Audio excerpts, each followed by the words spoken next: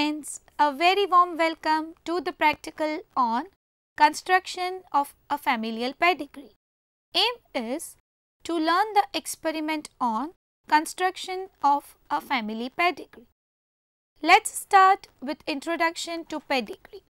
A pedigree is a special chart or family tree that results in the presentation of family information in the form of an easily readable chart. Pedigree uses a particular set of standardized symbols to show the history of inherited traits through a family and the occurrence and appearance of a particular gene or organism and its ancestors from one generation to the next. The word pedigree is an adoption of the French pied de grue or crane's foot because the typical lines and split lines that each split leading to different offsprings of the one parent line resemble the thin leg and foot of a crane. A detailed health history of the family is the basic prerequisite for any form of genetic counseling, and it is essential to have detailed information about the patient's relatives supposed to have any genetic abnormalities or diseases. A detailed pedigree gives us the necessary basic information for all further genetic considerations. It simplifies matters for oneself and the potentially required geneticist if the pedigree is drawn up with symbols in common usage. Its two most prominent goals are to discover whether the genes in question are located on X, Y or any of the autosomal chromosome, and to determine whether a trait is dominant or recessive. Moving ahead, let's have a look at commonly used pedigree symbols. Pedigrees use a standardized set of symbols. A hollow square represents normal male and a hollow circle represents a normal female. A solid square represents affected male and a solid circle represents affected female. If the sex of the person is unknown, a diamond is used. If there are multiple individuals and the number of individuals is known, then the number of siblings can be written inside the symbol. If there are multiple individuals and the number of individuals is not stated or not known, then n can be written inside the symbol. Sex-linked carriers are indicated by a shaded dot inside a symbol. Autosomal carriers are indicated by half-filled symbol. If there are multiple disorders or diseases, the individual symbol can be partitioned accordingly using quadrants or different shading, that is solid, cross-hatching, etc. to indicate each disease defined in legend. If an individual dies, then its symbol will be crossed by a diagonal line. Age at the time of death can be written below the symbol. If the family history of an individual is not known, then a question mark is mentioned above each symbol. Relationships in a pedigree are shown as a series of lines. A horizontal line between individuals represents marriage. A horizontal dotted line between individuals represents extramarital relationship. Two horizontal lines between a square and circle represents consanguineous marriage. If an individual remarries or remates, the new partner is indicated on the opposite side. A vertical line represents children that results from a marriage or relationship. The offsprings are connected by a horizontal ship line and listed in birth order from left to right. If the offsprings are twins, then they will be connected by two diagonal vertical lines originating from the same point, that is split at an angle. This indicates fraternal twins or dizygous twins. Identical twins or monozygous twins have horizontal line connecting the diagonal lines. If the offspring is aborted or pregnancy is not carried to term, it is represented by a small triangle or small solid circle.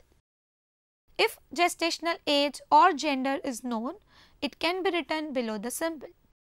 If the offspring is terminated, it is represented by a small triangle with a crossed diagonal line and termination of pregnancy abbreviated as TOP written below the symbol.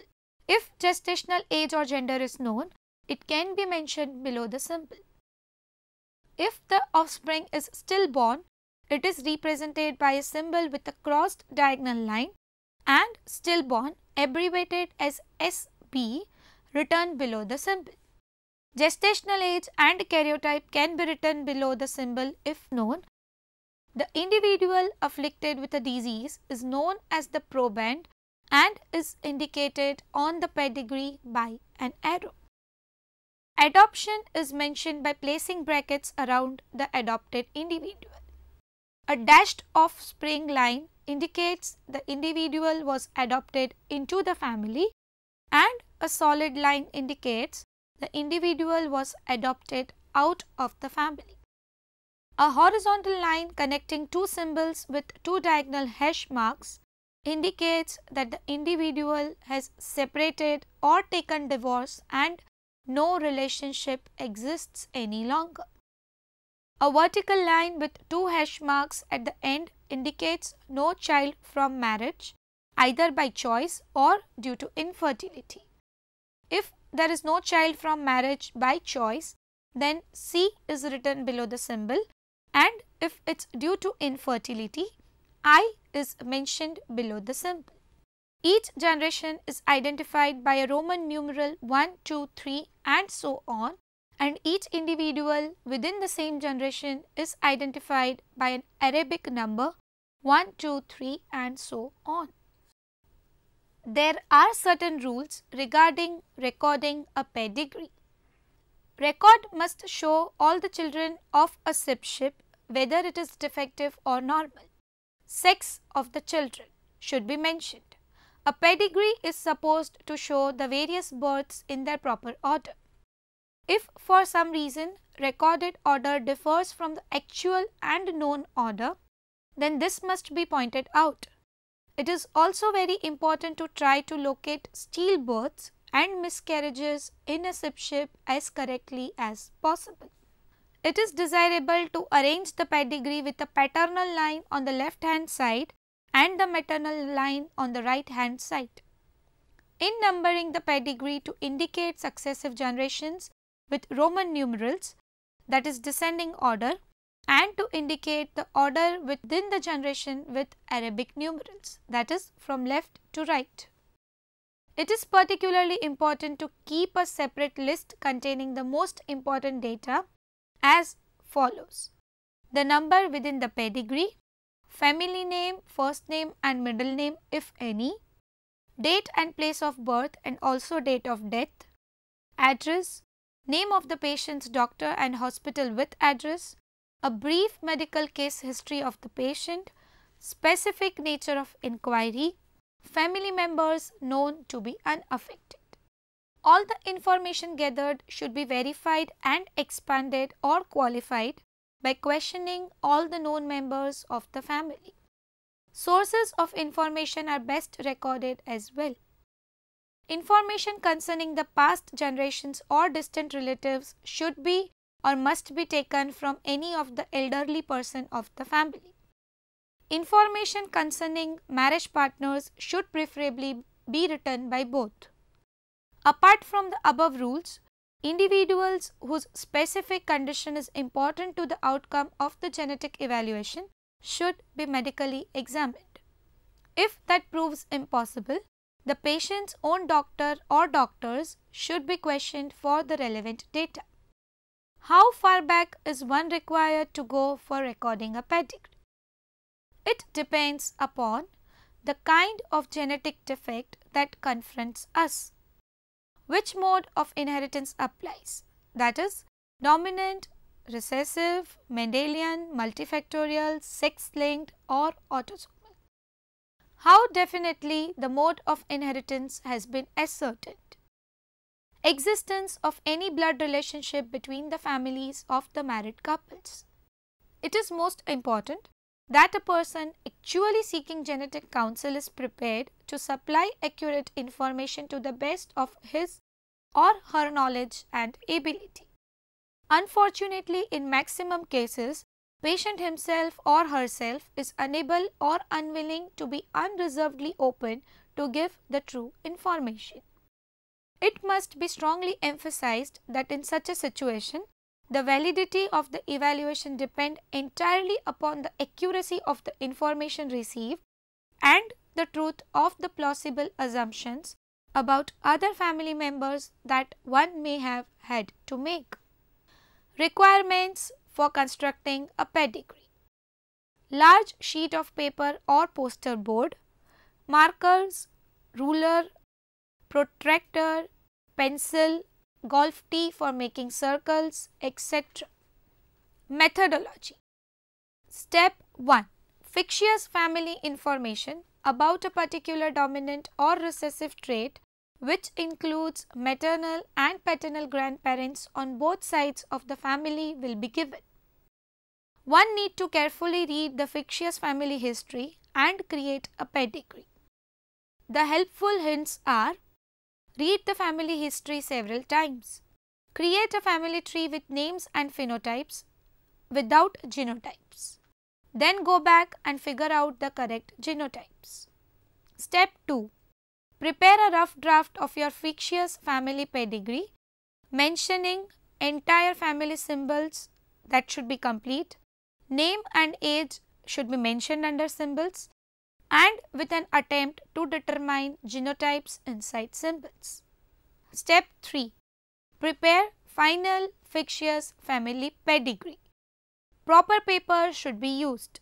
It is helpful to start in the middle of the page when drawing a pedigree. Male partners should be at the left of female partners. Siblings should be drawn from oldest to youngest, with the oldest listed on the left and the youngest on the right. Symbols should be of correct size and should include genotypes and alleles when known. Lines should be drawn with a ruler or computer program. It should be straight and should not cross. Names and genotypes should be in correct locations. Individual shapes and generation lines should be consistent. Proband should be indicated. Results: following are the examples of pedigree pattern of autosomal and sex chromosomal genetic traits. Pedigree pattern of dominant trait. Dominant trait will not occur in an individual unless it also appears in at least one of the parents. A fully dominant trait will not skip the generation. Unaffected siblings will have unaffected offsprings. Pedigree pattern of recessive trait. Recessive trait often skips the generation and follows the horizontal pattern of inheritance. In a marriage of two affected individuals, all the offsprings will be affected. Recessive conditions are frequently found in pedigrees that include consanguineous marriage. Pedigree pattern of autosomal trait. An autosomal trait can be passed from father to son. The same number of males and females are affected in autosomal recessive trait. Pedigree pattern of X-linked or sex-linked trait. The X-linked trait can never be passed from father to his son. If the trait is recessive, all the sons of female who express the trait will also be affected.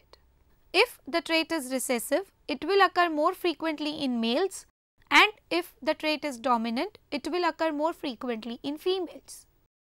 Pedigree pattern of autosomal dominant trait. Autosomal dominant trait follows the vertical pattern of inheritance and does not skip the generation unless the trait lacks full penetrance, that is, dominant gene is present but it is not expressed. Pedigree pattern of autosomal recessive trait. Autosomal recessive trait often skips the generation and follows the horizontal pattern of inheritance. almost equal number of males and females are affected.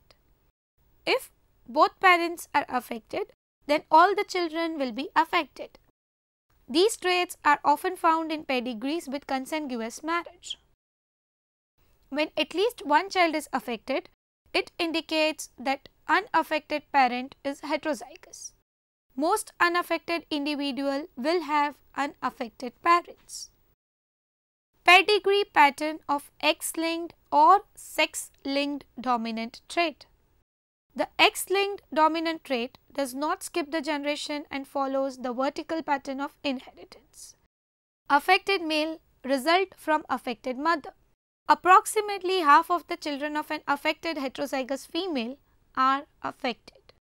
All the daughters but none of the sons of an affected father are affected.